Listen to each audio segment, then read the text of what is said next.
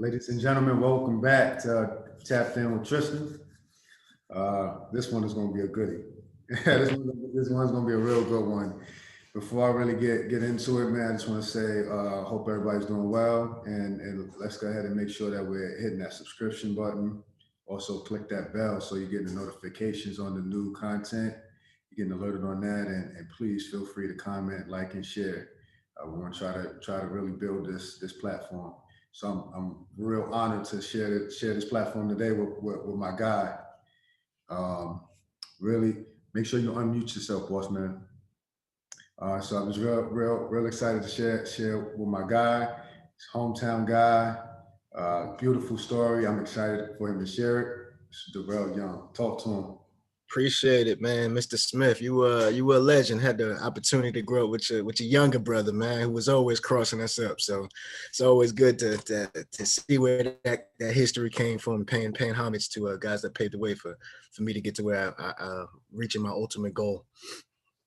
That's a beautiful thing, man. And I think being that we're from the actual same hometown, man, I think there's going to be some of your story that crosses into my story, even though I graduated a little before you.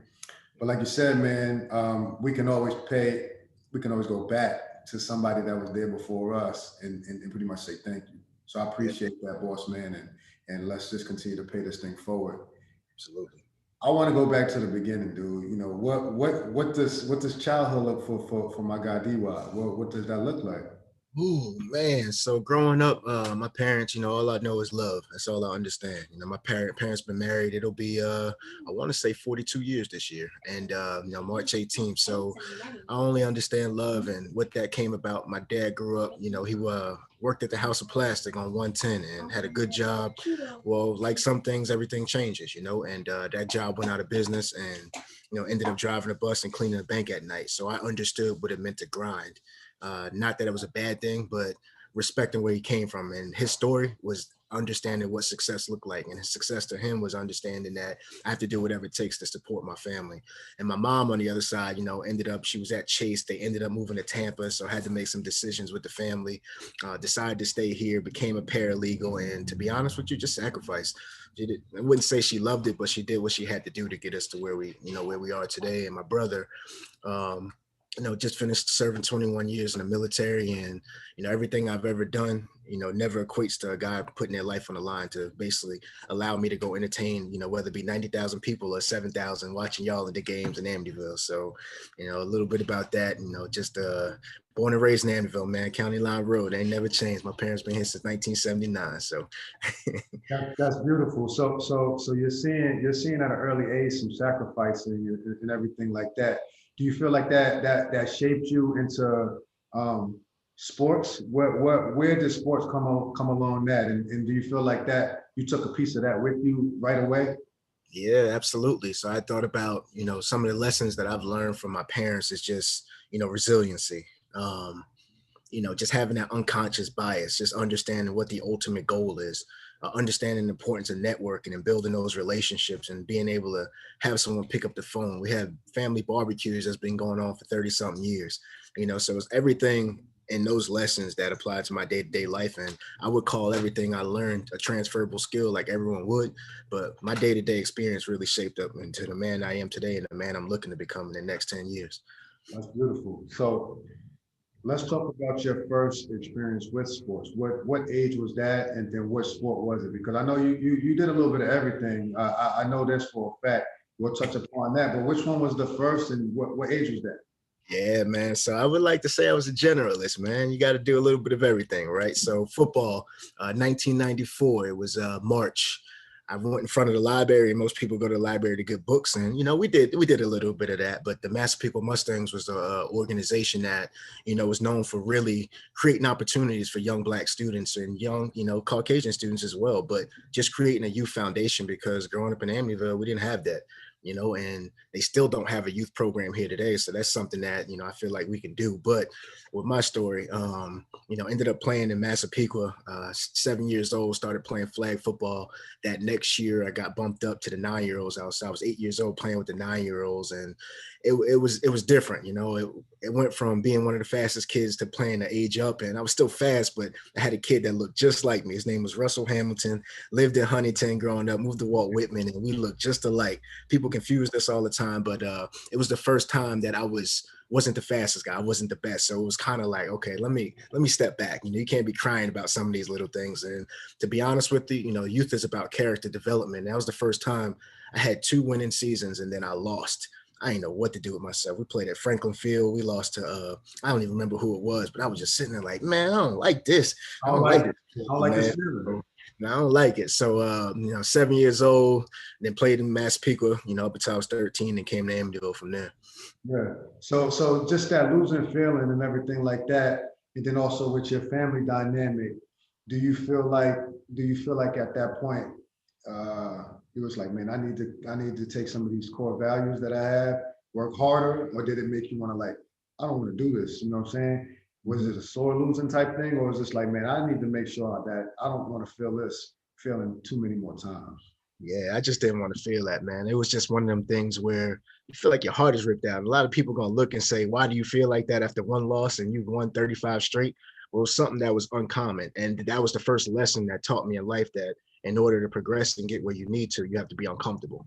And that was the lesson out of it that, it took me till I was probably 25 to understand, but it was like, I didn't really understand the influence of losing and what it can do, to the success that you're looking to have and casting that vision. So I didn't want to feel like that, but also, like I said, not to downplay anyone that ever cleans banks. Cause like I said, I'm an example of a home that's done that, but I knew what I didn't want to do. And those were the examples, day to day, like, okay, continue to work hard, continue to put yourself in a situation where you can really build upon, that foundation that you set at a young age to really take it to the next level.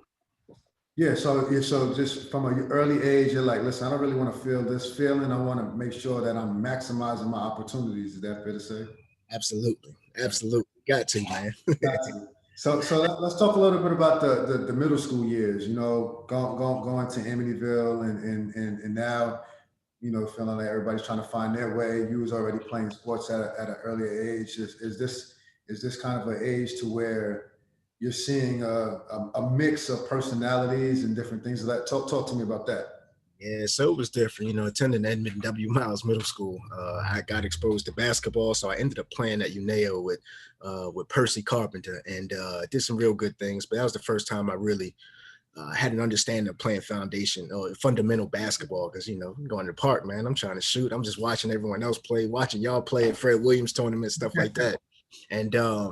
And then I had to do wrestling. So the coach then, Ruben, said, if you want to play high school football, you need to wrestle. And I was like, man, I ain't about to wrestle, put a singlet on, man. Like, that's just uncomfortable, just being a black. I'm not trying to be that uncomfortable. Yeah, just some things I ain't doing that, man. But still didn't play football in middle school. And I think it didn't hurt. You didn't play middle school football? I played for Massapequa. I didn't play in Amityville. So you played Amityville, so you were still playing with the Mustangs in Massapequa. Yeah. So I was playing in Massapequa. Yeah. So I didn't have that red and silver on yet. So I didn't understand the influence because I didn't see any examples of just that youth organization again. So it was like I was in this other town that no one looked like me. First opportunity, I was exposed to racism in a lot of ways. So it's just, it's a lot of life lessons in that middle school. At an early age, man. I was in Massapequa Park, and I'm not afraid to say this. I was in the garage. One of my best friends was Michael Powers, and his father was the head coach at Nassau Community College football team at the time. Okay. And in the garage, and I'll never forget, the mailman comes up and he says, he goes to the front door, knocks on it. I'm an innocent young kid, 11 years old. And he says, there's a black kid in your garage. There's a Negro in your garage. Would you like us to call the police? And the father looked and he said, that's my son that you're speaking about, and we will have to follow up with. And so that was my first exposure to, dang, like, that's how they feel about us, man. I thought I was innocent. I'm riding my mongoose. I ain't steal nothing. Like, I don't have no hoodie on. So, I'm in this white neighborhood with sidewalks and everything. And it was my first opportunity when I came home.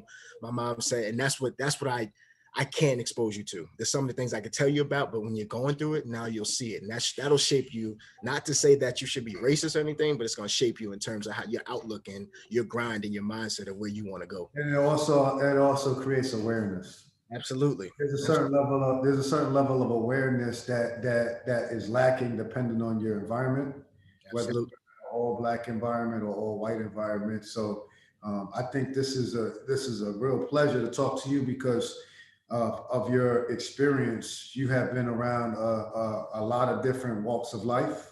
Yep. So I think coming from you, it's going to be able to hit home, and I think it's going to be very beneficial. So really appreciate that. So you're 11 years old, man, exposed to some of these things, and again, it shapes you. It can harden you. You know what I'm saying? It can make you fearful. It can change you and have you go a different direction.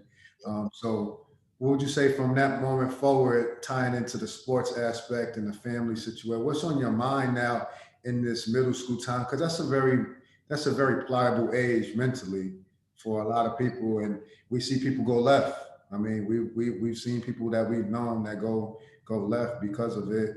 What was your thought process? Man, so that was the first time I understood that we lived in two worlds, and I actually heard LeBron say it, and that's how I felt, And it was once County Line Road is one of them roads where it's basically red line, and they don't allow people of color to go to that other side, and if you do, there's only about 6 of them. So that was the first opportunity that I was exposed to understanding that when I cross a certain point, if I ride my bike on the north side of Amityville, then it's gonna look differently. And then you go into the Amityville village, so you understand that no one looks like us. So that's when I first understood like the system, just what it looks like, and understanding like how they separate athletes who they think are gonna have potential versus ones that are just knuckleheads. And I didn't understand it until you get into middle school and you see like, why am I in class with all white kids?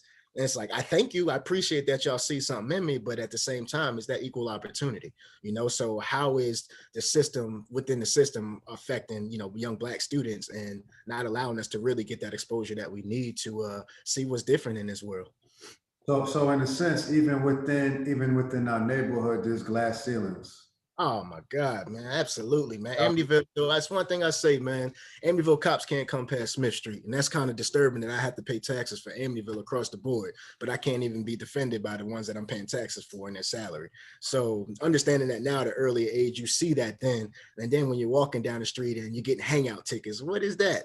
But that's only in the Black communities. I ain't never heard that when I was in Massapequa Park, So it was almost like being an athlete. You see two sides of it. You understand the white privilege, because when you are that athlete that's perceived to be a star, you're kind of given free things. You're given this opportunity to, progress to the next level versus, being in the Black community. It's like, hey, your textbooks are holding up windows. You know how Amityville was. You got the portables, like all of those things. So that thing was like a guillotine, man. You try to open the window, it's a 2-person job. That's it. Somebody got to put the textbook in there, and the other one hold it up. Otherwise, man, it could be a change day for somebody's hand.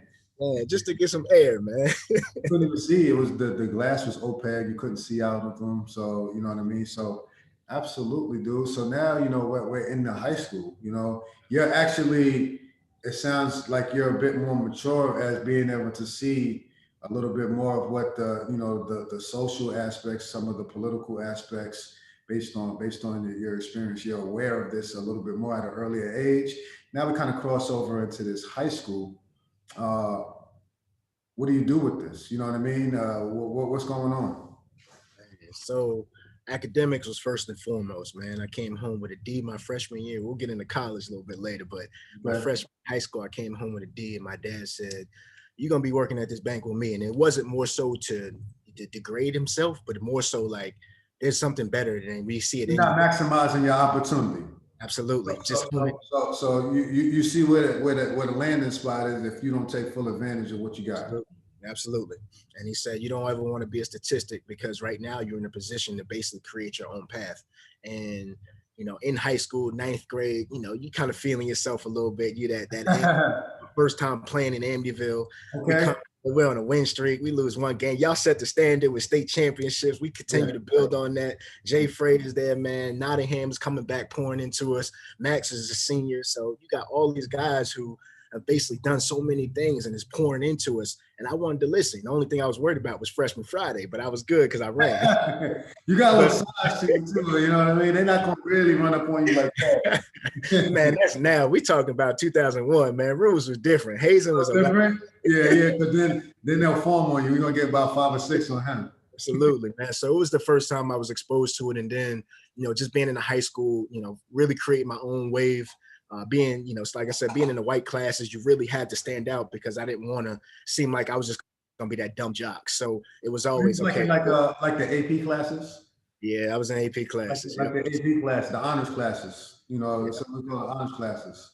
Yep, and absolutely. Was you the only athlete, or you was just? Now that I think about it, man, I ain't had nobody look like me, and if they did, they was considered wasn't one of us. You know what I mean? So it was like they was almost like that black white guy. It was like two different. It was like two different worlds, because you got that, and then you would go and practice with a different demographic within the same school. Absolutely, sagging my pants, wearing sweats and flip flops. That was me, man. Trying to fit in. Yeah. So how did that feel trying to kind of almost play in both those worlds? Did you feel confused? Did you feel comfortable in that? How did you feel? Like you felt like you was kind of like right where you needed to be?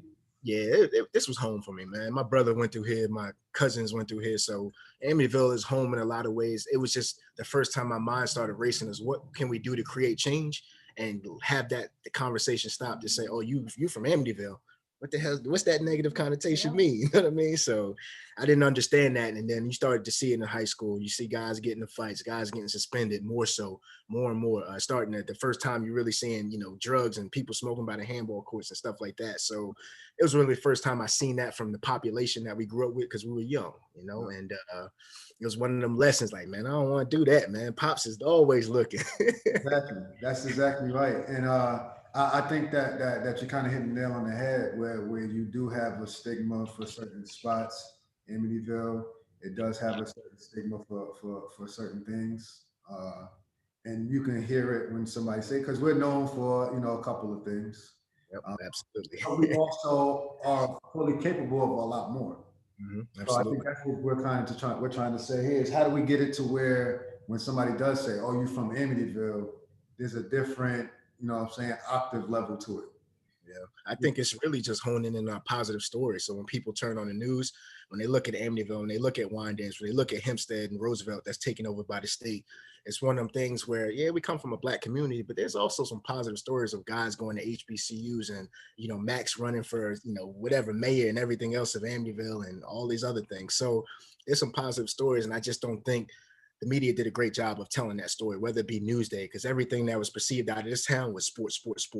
But yeah, we're student athletes. We're not just athletes, and you look at guys like Jay. I mean, Jay had over 3.0 going to Villanova. And you look at yourself going to St. John's and being there with Marcus Hatton. Yeah, we followed you, man. I was playing NCAA and all that. But it's things like that, man. You have so many positive stories, but they only hone in on the drugs, the violence, the raids, things like that. So or just the actual game itself, but not so much of the positive things. So those are the only things that are highlighted, and I agree, and that's why I think this platform that we're sharing right now is kind of beautiful. We don't know where it's going to go, but at least we can do our part to share some of the things that got us to where we're at, and hopefully whoever's looking for that helping hand can receive this. So classes and everything, you got a lot going on, man. So when did you know that sports was going to be a conduit for you, if ever at all? You just like, dang, it's on me now. Now I gotta use it. Or did you know at kind of this age where it's like, I would like to use this as a tool for me to be able to do some of the things that you're talking about right now? Yeah, so you think about all young Black student athletes, I'm gonna call us. At the age of 7, I told my mom, once we left Franklin Field, when I lost that game, it was actually when I was 9. I said, I'm gonna be a professional football player and I'm gonna give you my first paycheck. And I said that when I was 9. I remember saying it. I don't remember too much, but I remember that. And that was the first time going into high school. I would say probably around 10th grade. I went down to North Carolina with my brother. and he was in Fort Bragg, and he was like year 3 or 4 there, and he was moving up. He was an E5, so I was doing PT in the morning. I'm like, man, we running 5 miles doing hills. Like, this life ain't for me. But then How old going, are you here? man, I was 15, 16 that summer. Yep. Oh, So yeah, keep so going. doing that, it was lessons, and down there training with the military. It's a different mindset. Like going in there, like I'm going in there with the mindset I'm going to protect all. So if I get shot, I'm gonna die for my country. I'm gonna die for my people, and that's something I wasn't accustomed to because I was used to the guy next to me, but I also had to tap that guy sometimes. Like, hey, let's go. In the military, no, hey, I got you. You got me. We ain't got no choice. So, he got deployed and some other things, but those lessons there, I would say that was probably the first time where I thought about it again since I was younger, that I could really take this opportunity to the next level and play collegiate. And then my senior year, I had an instance, and there was one guy, and I usually stay away from names, but I gotta say his name because I was so angry at the dude that I'm appreciative of him now. His name was Matthew Swinson. He was the football coach. You remember him. And then he ended up becoming the principal my senior year. It was the first time I ever been suspended because we were outside throwing a bottle. Me and Brian Clinton were outside playing, having fun, just us, just throwing a water bottle at each other, having fun, probably 10 feet apart, not trying to hurt each other, but he suspended us. And then situation where, a friend that I had, and it was in the news, so it's not really a secret, but pull the AK out on me, basically, and said, it wasn't supposed to be you, it was supposed to be me. And, that was the first time, it was a whole bus chase and had to go through this whole little legal process. But it was the first time that a black man looked me in my face and said, you ain't gonna be nothing but SHIT. And I knew this when I first met you. So when I made the NFL, which we'll get into that story later, I just wanted to call him and say thank you, because you really put the battery in my back in terms of what I wanted to do, and understanding that regardless of what people think about you, the ultimate goal lies in you. That's beautiful, boss. That's a lot. That's a lot. So, and then you also said your brother was deployed, man. How did that? Because I'm assuming it sounded like y'all had a nice little relationship. Is that fair to say? And so he was we're 7.5 years apart. So we can't call him my daddy because I got a daddy. But if it's that example of someone really grinding to get to where they want to go to. I seen him work at Boston Market. I seen him work at McDonald's. I see him not want to go to the military the night before he went, and then understand the man that he is today, and raising 3 beautiful black children and being married, and just understanding the value of what it takes to be a black successful man in this world, and then retiring at 38, working on his master's degree now, and about to retire again at 45. So thinking about some of those things, it was the first example that I had from a peer-to-peer perspective, in which I think we learned the most, that he stepped back and kind of paved the way for me and said, this is the mistake I made, but I want you to do it like this. Even though it's going to look different, I can prepare you. You'll never be ready, but I'm going to do my best to prepare you for everything that's out here in this world that I've learned. That's awesome, bro. That's awesome. So now, I mean, Amityville is doing well. You know what I mean? You're in the midst of it. You're playing basketball. You're playing football. What you doing anything in the spring? Track, baby, you know that. Track. Yeah, you're running track, and everybody's winning. Yeah. Yeah. So you're right in the middle of a lot of success in our neighborhood. Do you feel like that helped the neighborhood, you know what I'm saying, as a whole, or it really didn't do much?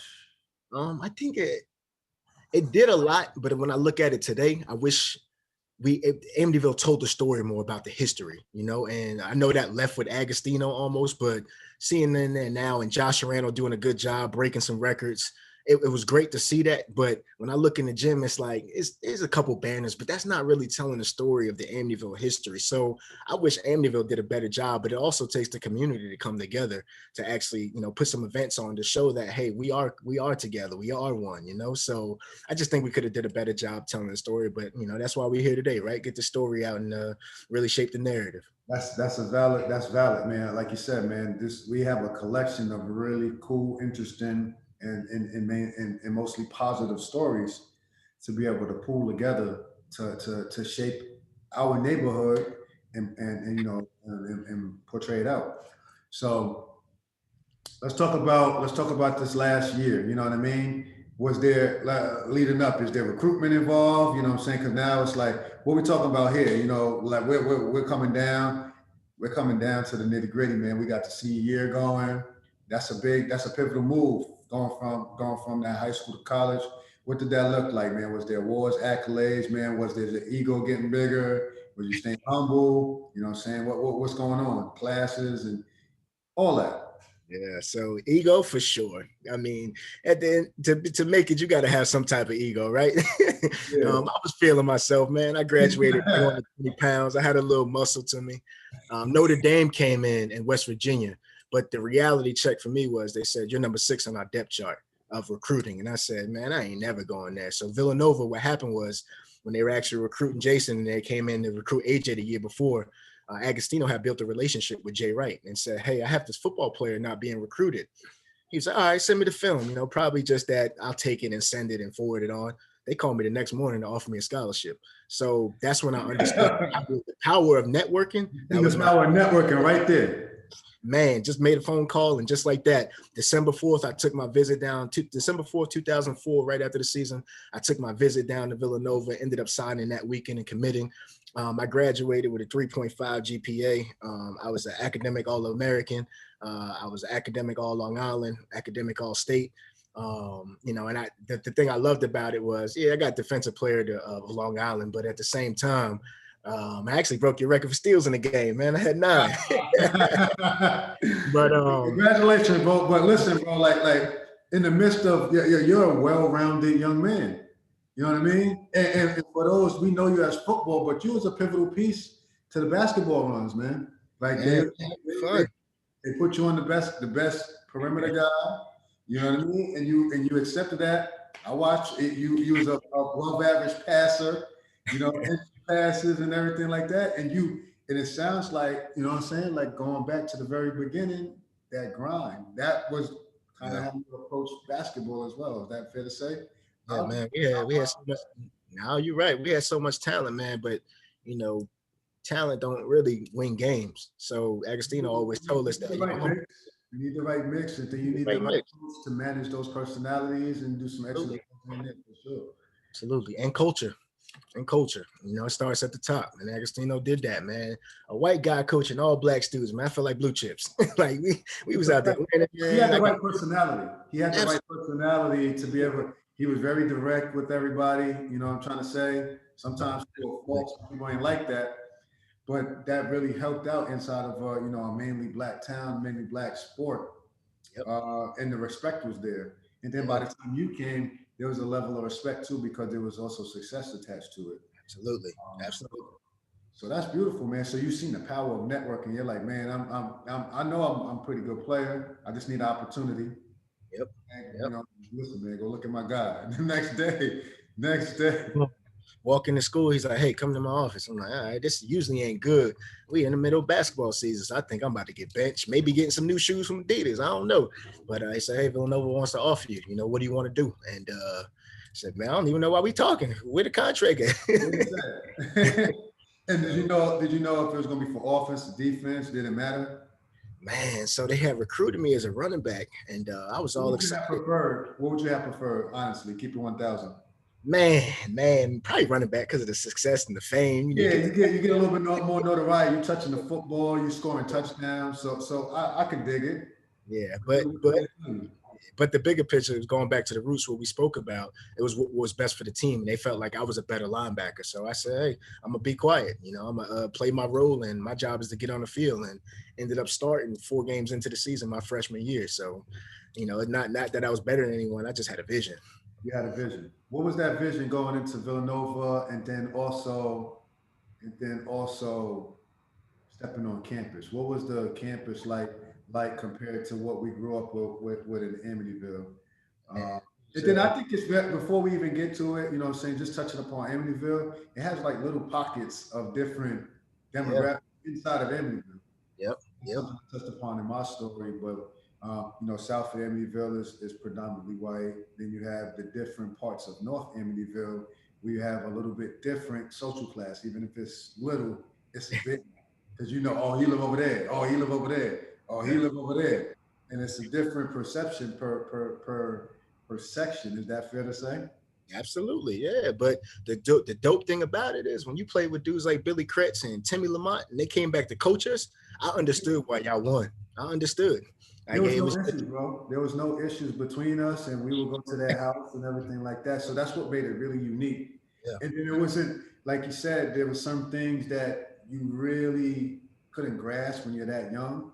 yeah, Uh, so it's unique to look back on. yeah, And like you said, absolutely. he come back to coach you. I played with those guys. They're Yeah. coaching you. So that blows my mind.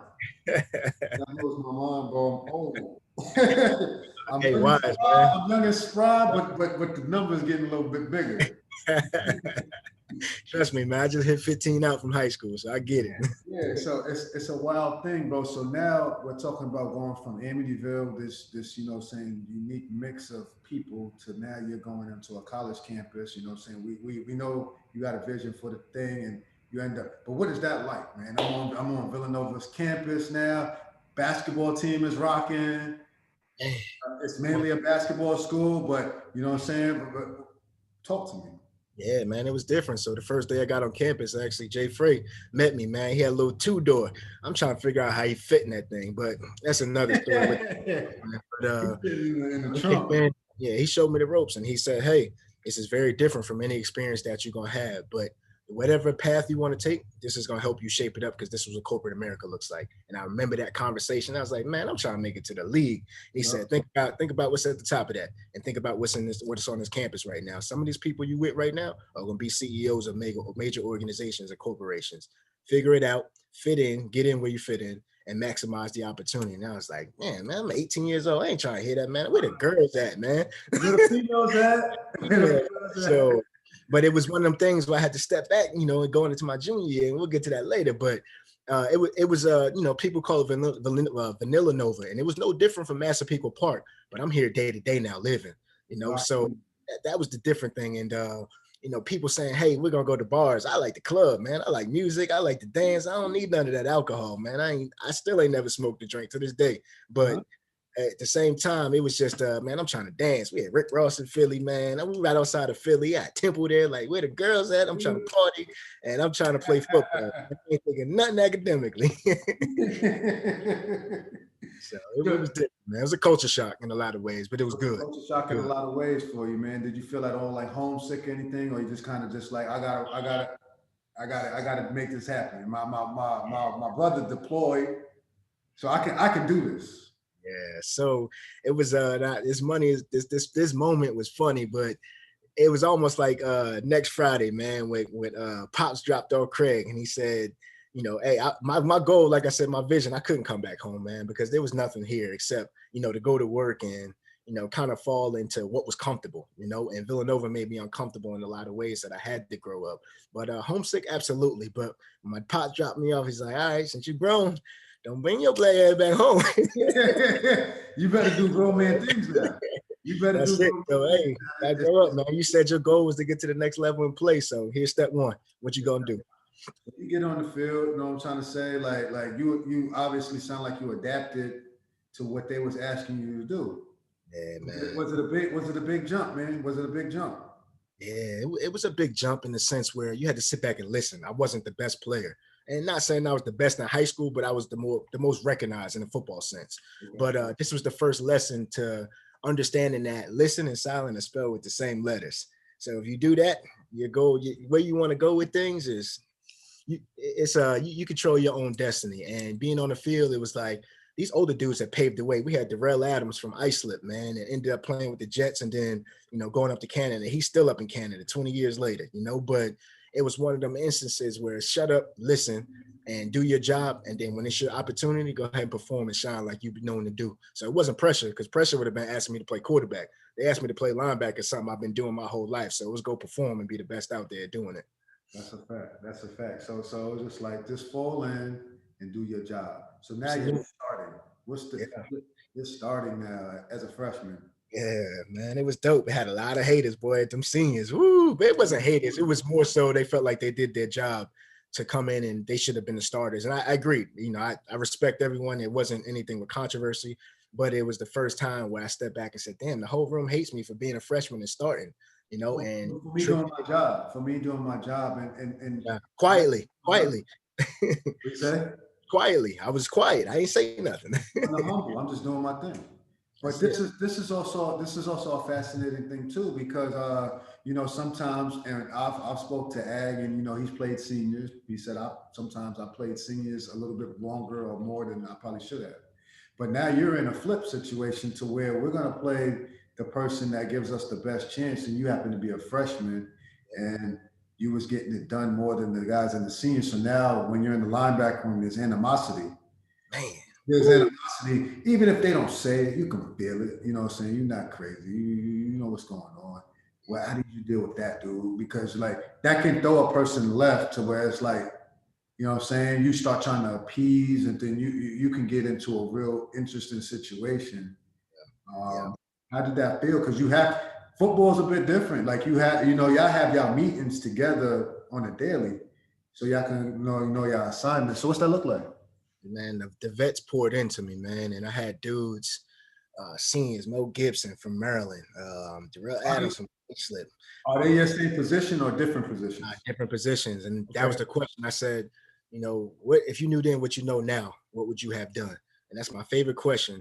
And I had asked then, and they were just like, man, you got to listen, but actually ask questions too, and be intentional about it, be engaged with it. Don't let them just know that you're the man out there. You're not the man yet because you're a freshman, but you're in the starting position, so people are going to look at you in a different way. This is how you conduct yourself, and this is how you show success when you look back at your freshman year. Did you treat everyone fairly, and did you ask the right questions? So they said step back and ask questions. I had a fifth year senior next to me starting, so I asked him as many questions as I could, man. And it was like, hey, Wow. why did you think that? Understand the scheme, take me through this, understanding concepts. But then I also asked the other guys like, hey, understanding that in practice you did this, can you tell me why a little bit, to explain it to me? So bringing them in almost, to wheel them in to say that, hey, I'm with you, I'm not here. And that was a coaching decision, but I'm still going to be the same person at the end of the day. That's beautiful, bro. And that's not only for on the field, man. Is this something that you carry with yourself off the field? Yeah, man, it's harder. I mean, we'll get to that in the day-to-day life, but it's harder now, because football, I can go out there and show my frustration in a way where I can go knock the crap out of somebody and You deplete don't someone. crash into somebody as hard as you would like. Man, I wish I could, man, and get away with it. I wish I could, And but that's part of football because you can go out there and it's encouraged. I can go absolutely, crack the skull and get man. all my frustrations out there, and I get applauded for that. Yeah, absolutely. You can't Got really do that in life. you. Yeah, you can get paid a lot of money to do that, but you can't really do that in life. But you Yeah, can take some of those other elements and everything. So, so absolutely. what's going on? You know, what I'm saying for through the course of Villanova. You know, what I'm saying what's the off the field as well as the on the field is a success, and then we'll start crossing over to that next step. Yeah. So again, like freshman year of high school, I came home with a D, and Pop said, "Hey, we ain't sent you to school to do that. You might as well come back home. Don't embarrass us out there." So first time I had to get it right. So I ended up graduating with a 3.4. So we'll get into that later. But through that opportunity at Villanova, I went through a lot of emotions, man. I started dating a girl. I wasn't myself. Just being honest, stopped coming home a little bit, was catering to someone else's need as opposed to what my vision was. So kind of lost aspect of that a little bit. I ended up getting not benched, but the linebacker coach told me that I wasn't the person that he thought I was, and that wasn't the guy that recruited me. He had left. It was another guy that came in. So when new leadership comes in, they bring their vision. So he brought one of his guys in. So I ended up going to strong safety my senior year, and I was the biggest strong safety in probably college football history. But History. history. But I can run. I could run with the best of them, and I was happy to be out there. But it was another opportunity where someone told me that I wasn't putting my potential out there, and I had to step back. I ended up getting into shape my senior year. I tried to be the best strong safety in the country, and it was one of them things. Man, I was depressed a little bit because it was like, here I am as a 3-year starter at linebacker, and someone's telling me I'm not good enough. I'm lazy. I'm not what they envisioned when you came in. And at the time, I'm like, you know how it is. I'm stubborn. Like, man, you can kiss my whatever, man. See me outside. That's how I feel. That's But how I feel. man, but reflecting on it now, it was kind of one of them things again. It's a humbling moment. Check your ego at the door, So with So me, like there was a lot of things that you know what I'm saying. If we're gonna keep it 1,000, I need to look myself in the mirror at. And as a young man, even as a young woman, that's something that needs to be highlighted because it's a difficult thing to do. Is to humble yourself, especially when you know that you fumbled the bag. That's not always a good feeling. man, I was about to throw the bag away, man, but because I had a defensive coordinator that didn't change, he knew what my ability was, and he said, "This is the plan, and here's the vision I have for you." In Okay. 2000, 2008 season. If Okay. you can do this, you'll be the best in the country at this position. Ended up making all conference, Okay. and it was dope because he seen a vision. He casted that vision for me and put me in there, and it was on me to get in shape and do the things that I need. Understanding concepts and defense, I could take you and break down the offense real quick. That was never a problem for me. Real quick. I can tell you right now that everything comes out to 4 points, 3 sides, like linebackers when they shift over cover 3 here. I understood all of that. Closed. You could do it with eyes closed. Was That's your confidence going up and down throughout I lost. your I college? lost. I lost it in college. Going into my Lose senior it? year. When did you lose it? Man, going into my senior year when they told me I was switching positions, I lost it. You were switching positions, right? Yep. What's that moment like, dude? Because this is something that if you're not somebody that's into sports, how valuable the confidence level comes into play. Because if you're not a confident person, man, you're indecisive. You know what I'm saying? You're super. You're playing slow. So talk to us about that when you lose your confidence, and then how did you regain it? Man, questioning everything. Going into the locker room, just being a Debbie Downer at times because I wasn't having a good day. And I was a captain on the team at that point, just voted from the season before. So it wasn't anything I had done in the present. And I said, if I'm going to be a leader and I talk about being a CEO in a corporation, let me get my SHIT together, man. So I made a few calls to some mentors. I said, how would you handle this situation? And what should I do to continue along the path that I see myself when I crafted this thing back up in 2001 in high school? And, it was some real conversations like, hey, you changed, man. You got comfortable. You got lazy. You stopped running to the ball as much. And I needed that. And it went right for your jugular. Oh man, you talk about somebody telling you the truth, boy, it hurt, but it came from a place of authenticity. And when it's that love, man. I'm gonna tell you the truth and love. That truth and love, which we all need. We all need. Absolutely, man. It was trust, and it was tough, but it was one of the things where I said, you know what, man, let me listen. Let me try to listen to somebody again. Talk about that listening silent in that moment, going back to my freshman year. What got me to this position? And I had to think about that. And I called all those seniors, and it was weird for some of them. Some of them were working in the corporate space. Some were still around campus doing things. And they told me the truth. Like, hey, this is what you could do to develop to get to that next stage. And I took some advice and was granted another opportunity to play at the next level. That's beautiful, man. So let's talk about this, man. You coming out of Villanova, right?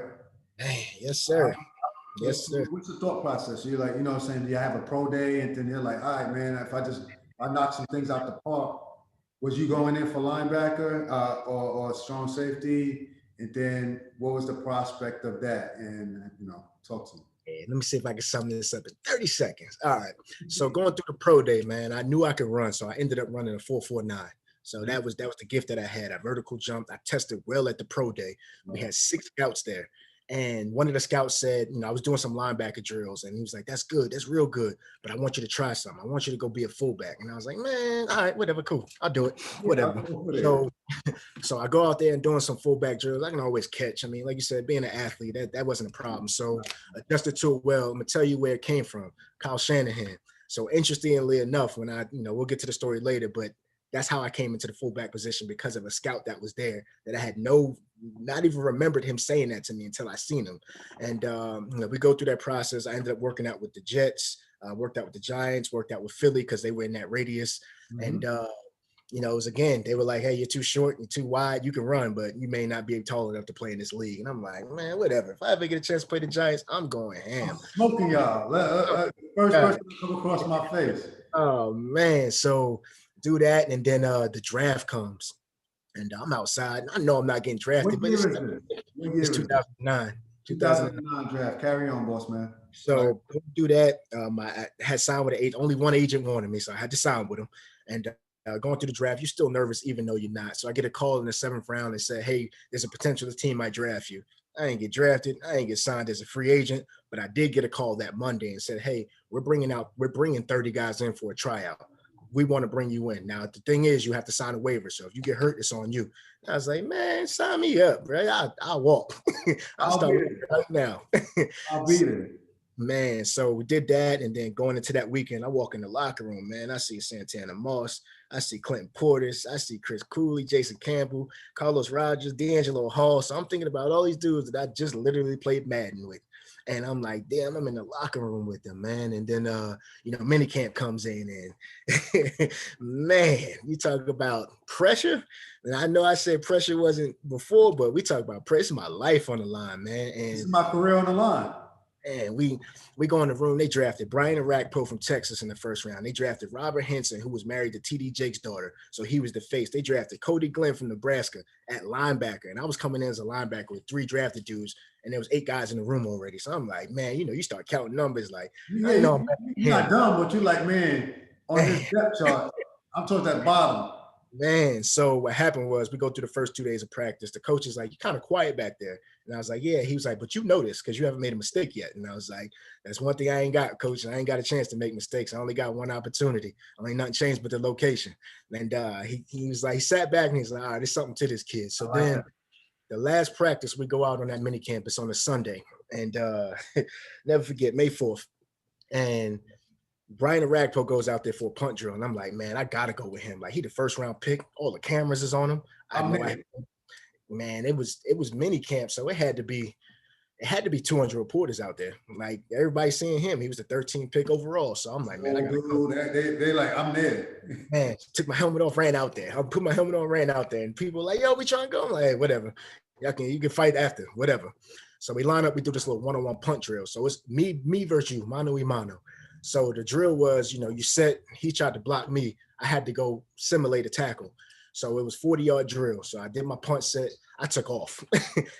We only had helmets on. So the dude was back there feeling the punt. His name was Anthony Aldridge from Houston. And I said, you know what, man, I'm about to hit this dude because I ain't got no tomorrow. So I hit him. I hit him, only helmets on. They pulled me out of practice and signed me that day to a contract. And they were like, we like your effort. We've been watching you all week, but that right there is what we're looking for. Now, we got into a little scuffle. I had to hold him down with one hand. Like, hey, chill out, man. Chill, man. Yo, I'll give you a little, I got like lunch on me, bro. But I have to. That's it. Hey, I'll pay your medical later, man. Let me just get this squad real quick. But that was my intro to the league, man. Oh, that's a beautiful thing. So when did they move you over to fullback? Man, so taking you through that little journey real quick. Ended up going through training camp. They signed me, ended up going through training camp. They cut me on the final day of cuts. It was September 1st. Never forget. I flew home. I was sitting on the couch, man. I looked at my mom. She's like, what you going to do next? I'm like, man, all I know is ball, man. I don't know. But I had graduated, so I felt comfortable with that. But they called me back the next morning at 6:44 a.m. Called me back and said, hey, we want to fly you back and sign you to the practice squad. And they told me when I was leaving out that some things needed to happen and they were going to sign me back. Those things happened. Thank you, God. So then I'm on the practice squad for 3 weeks, living with Robert Henson and TD Jake's daughter. So I'm feeling myself. They got chains. They got jets pulling up. So I'm thinking I'm one of them. Cool.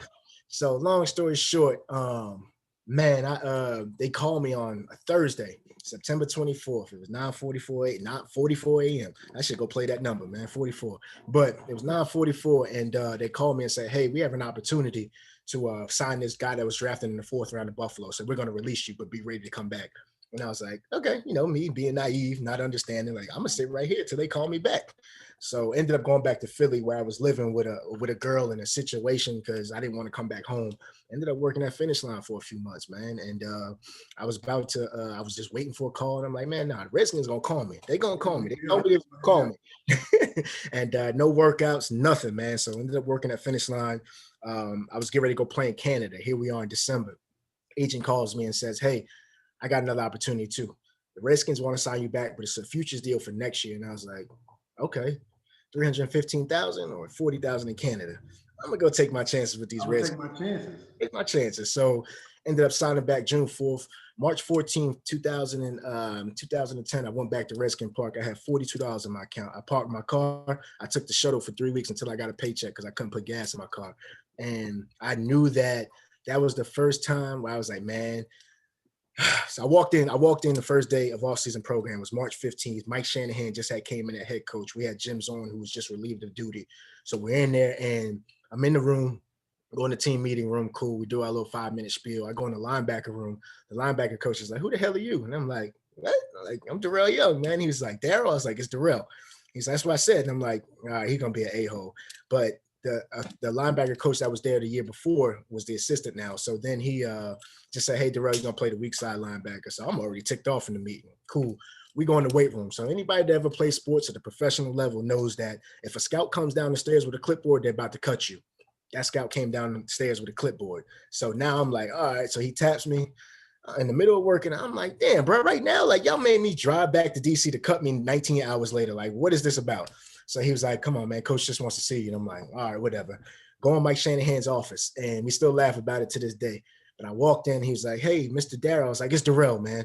And he was like, oh, sorry. I'm sorry. How's it going, man? I was like, man, I'm good. And he was like, well, why you seem so like frustrated? And I was like, man, I just don't know what the hell y'all about to cut me, man. I just don't understand. Like, why couldn't you tell me this over the phone? You made me drive back here. I ain't got no money. I took everything and get some gas. But here we are sitting here. You're about to cut me again. He kind of laughed. He smiled. I'm like, man, and it ain't funny.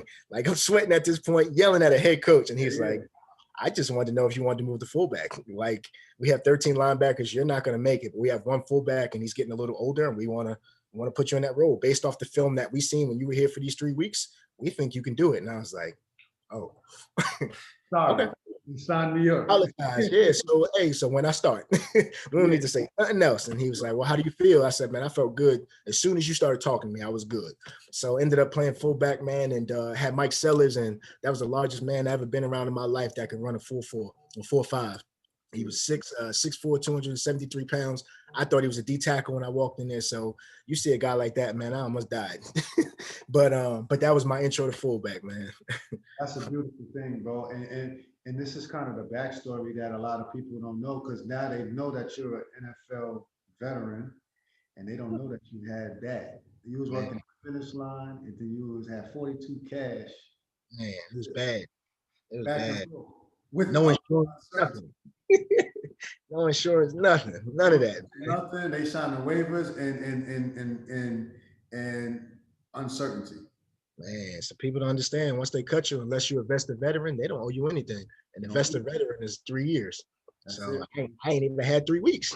I had 3 weeks, man. I got a lot more tenure to be able to get to that point. So now you're in the groove now, you know what I'm saying? Now they move your position. Now you're in there. You're an NFL player now, bro. Like, you're an NFL guy.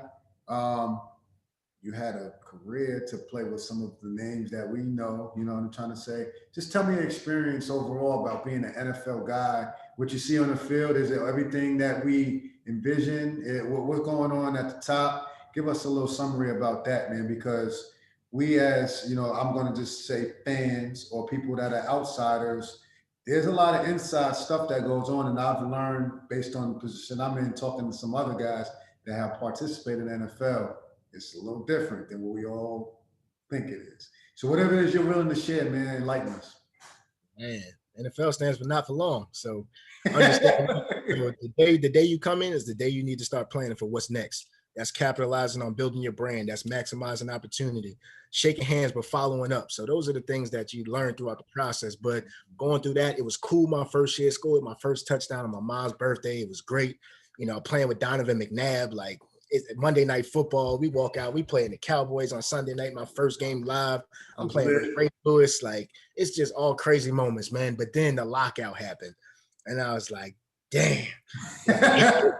It's the first time. Like, all right, the off season is cool, but like, man, I want to play football. You know how hard I worked to get here. Y'all gonna tell me a contract between the union and the owners is the reason why I can't go live my dream? Man, I ain't got nothing to do with that. So I was like, if they do expansion players, man, I'm out there, man. I'm the replacement this year. I'm doing it. I don't care what they say. But ended up coming back and being a starter that next year. And, you know, I lined up, man. We played the Steelers, and it was a Thursday night. And my brother came back from Afghanistan, and before he went on his last tour. And man, we playing him in the preseason, and James Harrison was like, "What's up, fat boy?" I'm like, "Oh man, like this dude, he just won defensive MVP of the year." Like, okay, but seeing Big Ben out there and then seeing Randy Moss and Tom Brady, like all them dudes together, man. But it was surreal. It was one of the moments where, regardless if it was home or away, I had 90,000 people cheering for me. And it could be a boo, but you here to watch us play, you know. And you here to watch us, man. So I'm right there in the center of the ring, man, and you're participating. And you're at this is that spot that we all talk about in 7 years old and everything like that. So I'm sitting in front of someone that actually made it to that spot. And your story is different than the next one, but there's symmetry in some of the stories of people who got there. But you're there, bro. And you're like, I'm sure it probably was a little mind blowing, but at the same time, it's let's get it. It's a combination of all of it. Yeah, absolutely. Hey, I got the goals to stay here, man. I got here. Now I got to stay here. And it was tough, but then they drafted RG3, man. You talk about all the media. Nobody sold more jerseys in that first year. He was bigger than Barack Obama. And people don't believe me, but we were at an event and Barack was there and RG3 was there. And people fled to RG3. Here we are with the president, and this is RG3. That's crazy, bro. Because I mean, that's how rock star he was for that burnt white hot, bro. Like I'm talking about the president is there. The president. I never had so much free stuff in my life. Just that year, man, going on a 7-game win streak, playing, coming back being 3-13 the next year, firing the coach, getting Jay Gruden. Like there was so many emotions, and that's what people don't understand. It's a business.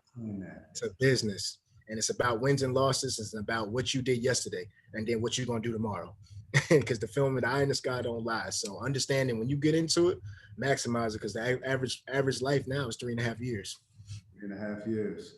And this is across the board, man, all the different sports. Do you feel like you cherish those moments? Or was you always kind of looking to what's next? Because I know for me, looking back, I wish I would have cherished more moments because it was kind of like, all right, what's next? It's what's next. It's what, can I get this? Can I get that? I didn't play good. Let's run it back. Like, was you kind of a little bit more in the moment? Yeah, I was in the moment, man. And that's cool, bro. That makes me feel good.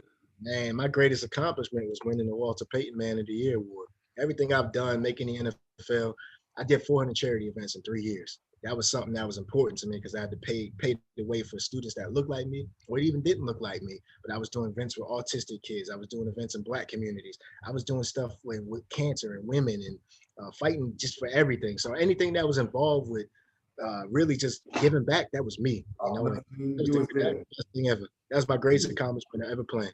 That's beautiful, bro. So you was putting in a whole lot of time off.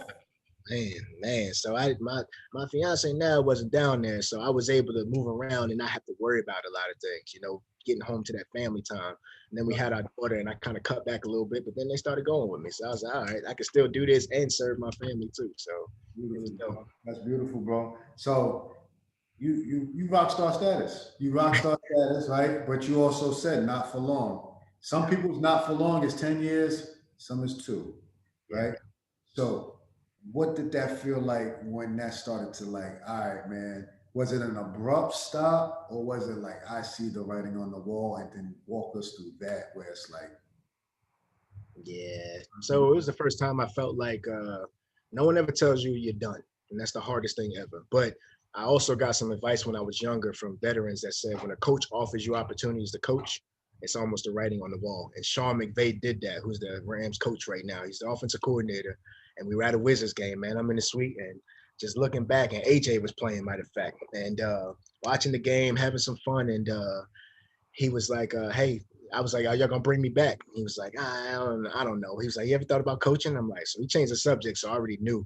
March 4th at 1:13 p.m., I was doing an internship with Under Armour. I came back to the Redskins. What year is this, boss? 2016, March 4th, 2016.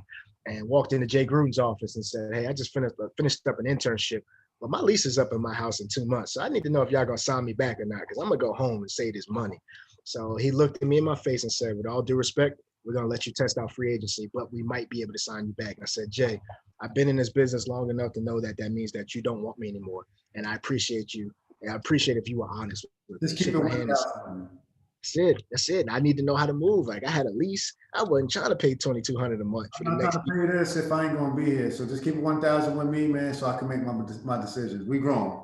So that was really the intro to my transition, and ended up doing some TV for a little bit. Was miserable. Ended up crying in the film room. I was cutting up film that I was just playing at Comcast, and then the Bears signed me, and then it was cool. Then the Bears cut me, and then it was all miserable again. I was depressed, and then Carolina signed me, and I wasn't gonna sign, but then they offered that cash, and I said, all right, I'm there, and ended up going through there in 2017. And then this was the fight. I had 2 final straws. They cut me on September 1st again, and before they cut me, they told me I was out looking for apartments, and they said, hey, you're going to be the fullback this year. They called me an hour later and said, we're cutting you. And I was like, damn, how'd that work? Salary cap, kept 2 kickers. Graham Gano just signed an extension, so I feel good about that with the Giants. Harrison Butker is kicking for the Kansas City Chiefs. So I'm good. They kept 2 guys that's still in the league. 2 guys that staying there at least. So it's all good. But then, going through that, and then, man, the final straw was in October. San Fran called me. They were paying the Redskins that week, and I was like, "Damn, I get to play against the Redskins in the offense that I grew up in. I'm there, man." I knew. They ended up, man. John Lynch called me and said, "Hey, we want to sign you. Fullback got hurt. We're gonna bring you in playing the Redskins at DC this week. We know you would do it. You know the offense. We want to bring you in." About 15 minutes later, man, he called me and said, "Man, we had a player get hurt in practice. We can't sign you. Be ready for next week." And I said, "All due respect, I'm done." And that's how I got into my position now, because I filled out an internship and all that. And but that was it. But like I said, I had 2 offers after that, but no one ever told me it was done. So what is the hardest part? Because you said there was depression. What hurt the most? What weighed on you the most at this point? Because you reached the pinnacle. You know what I'm saying? Most high percentage of athletes from their amateur career never get here. Yeah. Never get here. What was the toughest part for what I'm saying, the depression to set in?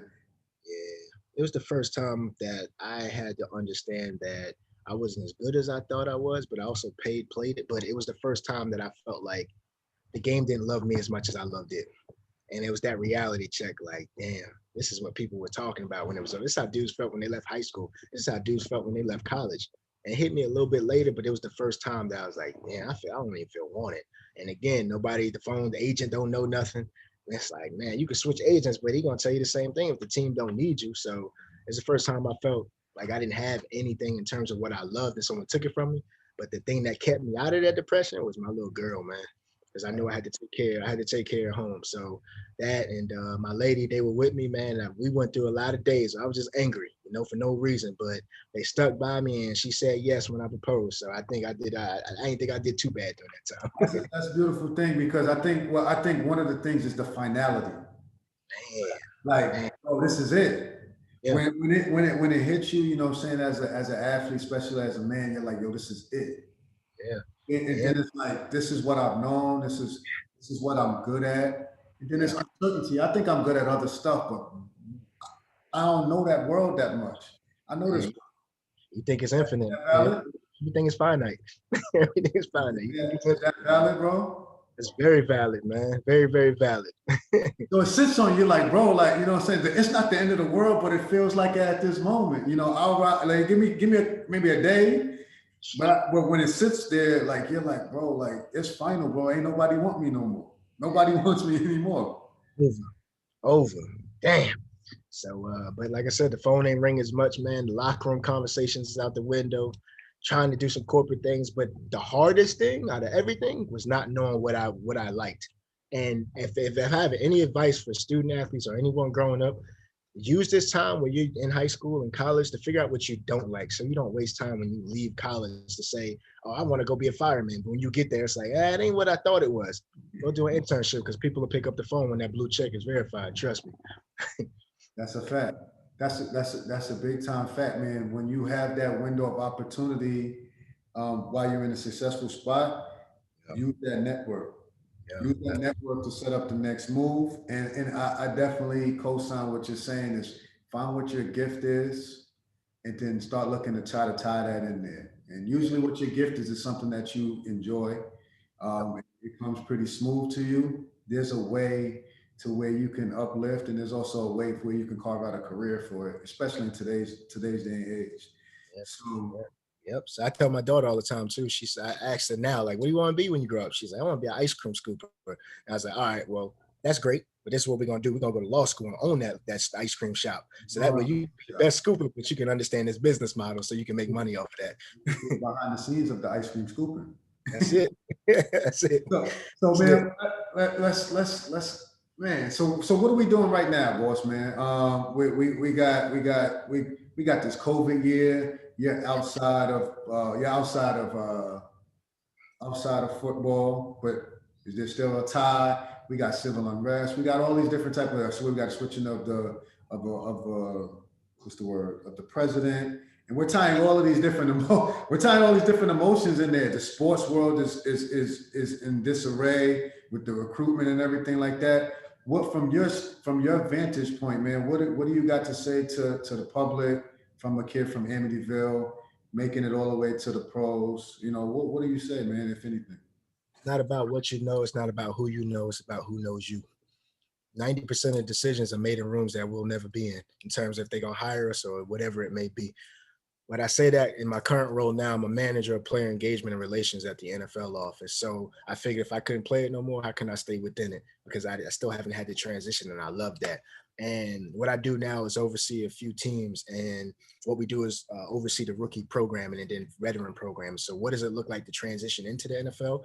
What does sustainability look like? And then what does it look when you transition out? So various programs, various opportunity, resources, engaging with players, being almost like that mentor without lecturing almost. So just being that conduit to care, as you mentioned earlier, and then also, bringing it back now. I'm in grad school, getting my master's at Georgetown University because I figured there's a lot of resources out there for players. And if I'm going to push resources, why wouldn't I utilize them? So going through that right now, and the NFL has a great benefit package for players who want to get back into school. If you're a vested player, they pay for you.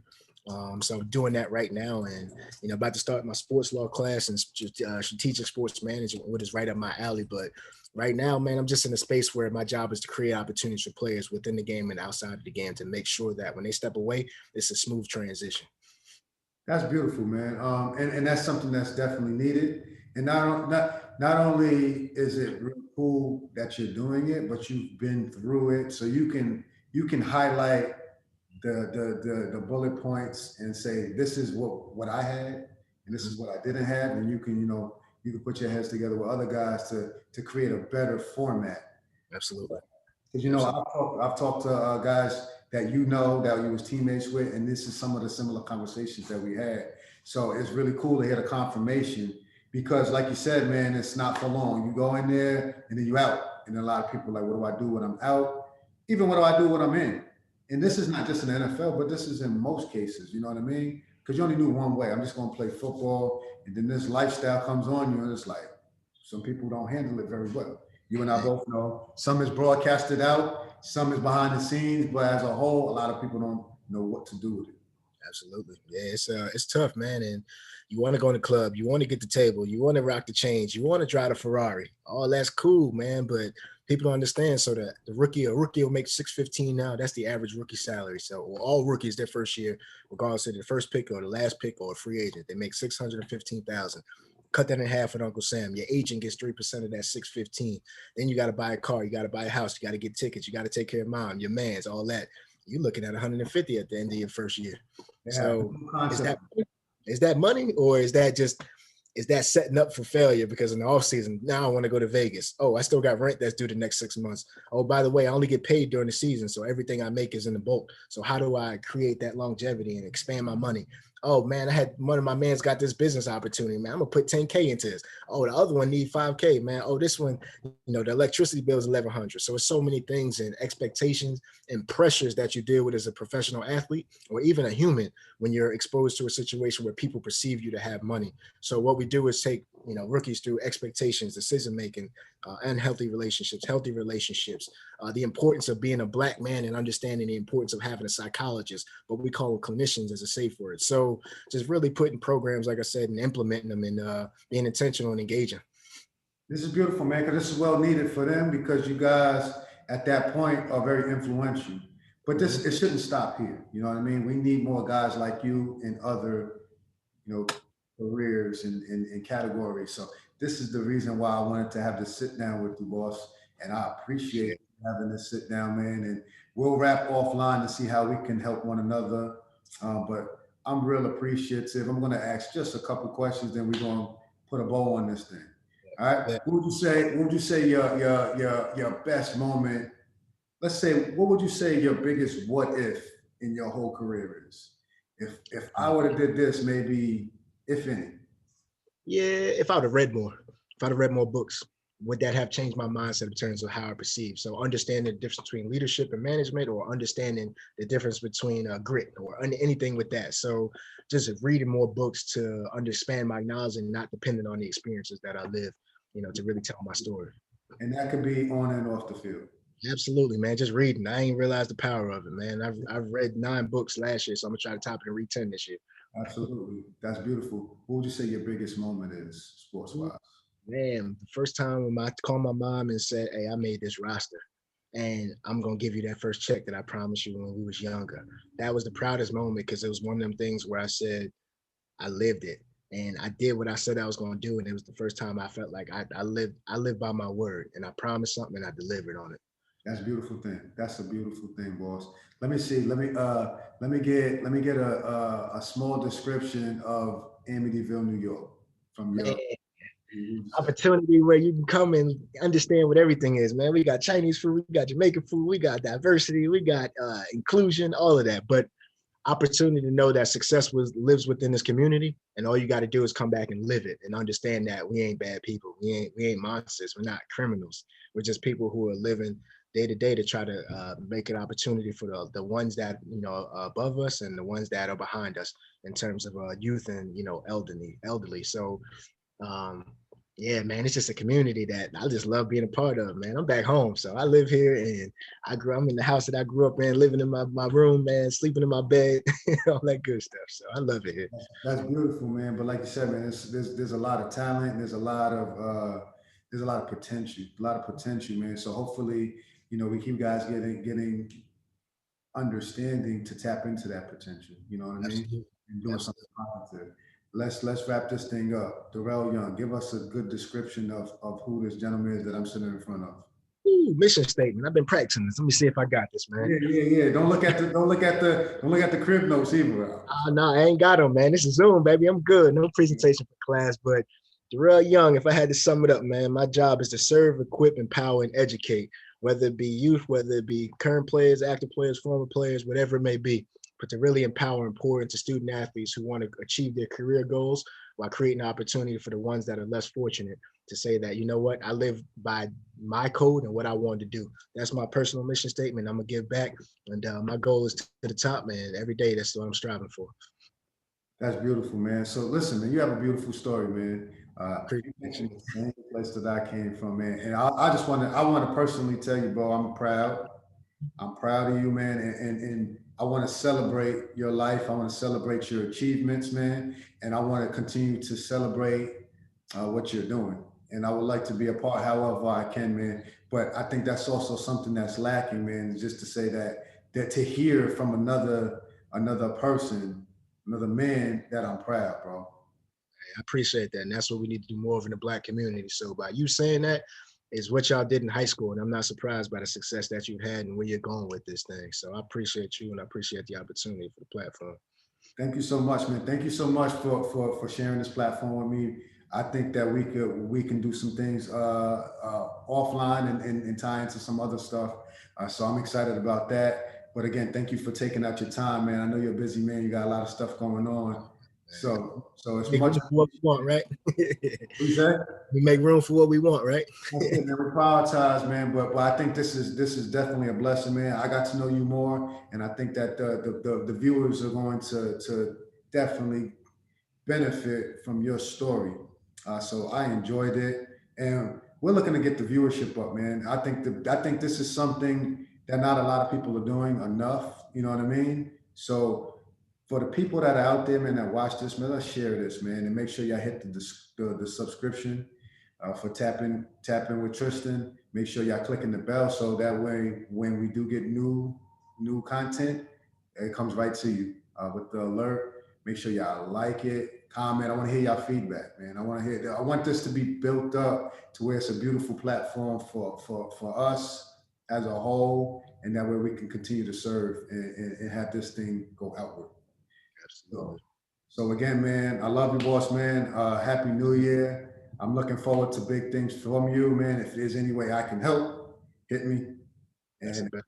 and I'm going to hit you up because you got stuff that I need to learn, man. And we're going to network and build this thing up, man. We're going to do this thing right. That's a bad. Appreciate you, man. Bless. All right. Be blessed, boss, man. I'll talk to you soon. Yes, sir. I'm not sure.